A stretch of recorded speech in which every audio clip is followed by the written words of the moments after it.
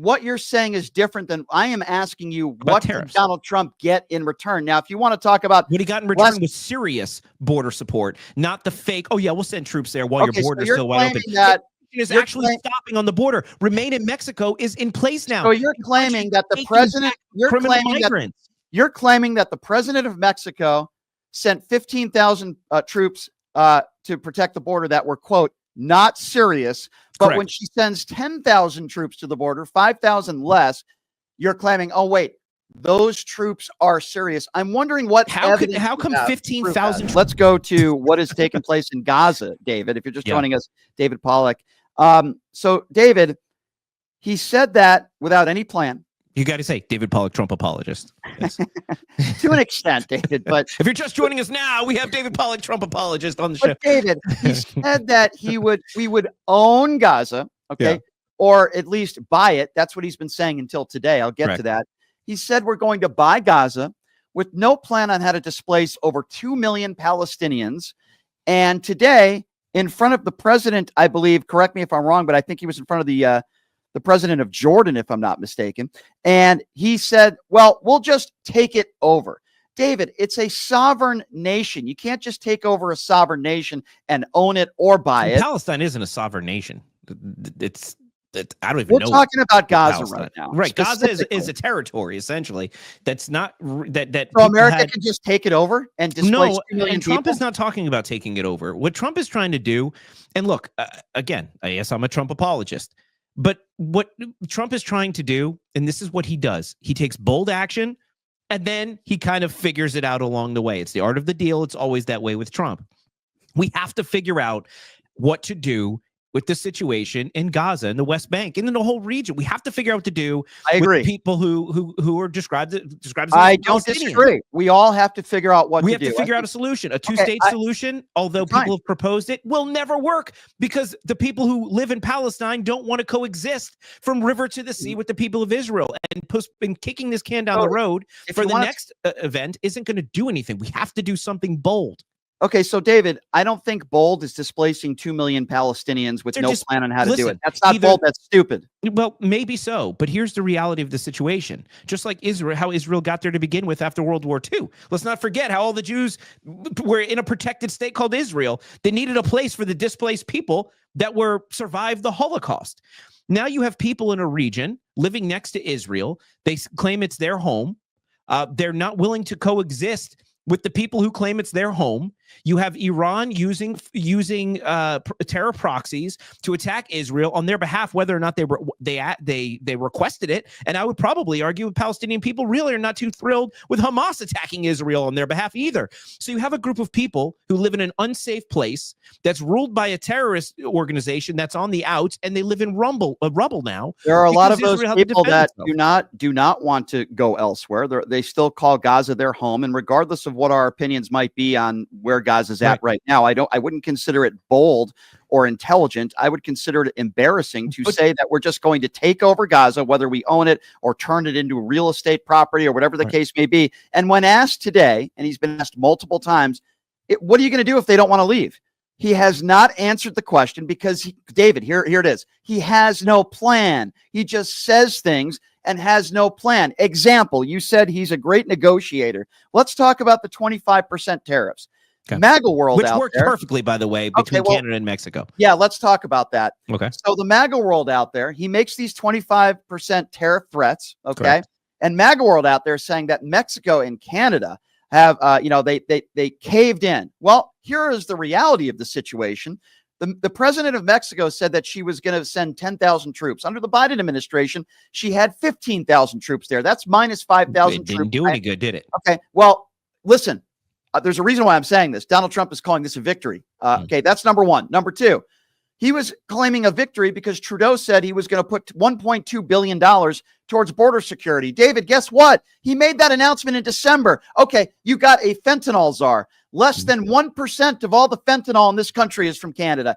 And he's celebrating. In the middle of the night, he caved into China and he took away those 25% tariffs. But guess what? China said, screw you. We're going to tariff you anyway. The economy is struggling because of this. That's part of the reason. How is he a great negotiator? He got nothing from Mexico. He got nothing from Canada. He got nothing from China. Why do you guys keep saying that's not true? He got nothing. First of all, he threatened the 25% tariffs, right? And then what happens?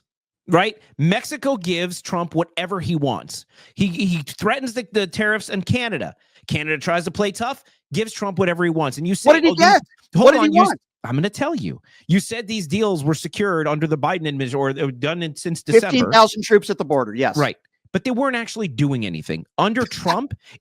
Since he was inaugurated, illegal immigration across the border is down like 95%. Not only that, people are lining up at passport offices to self-deport themselves because they don't want to get removed. Okay, but hold on. Working. But what you're saying is different than I am asking you. What did Donald Trump get in return? Now, if you want to talk about what he got in return was serious border support, not the fake. Oh yeah, we'll send troops there while your border is still wide open. That is actually stopping on the border. Remain in Mexico is in place now. So you're claiming that the president, you're claiming that the president of Mexico sent 15,000 troops to protect the border that were, quote, not serious.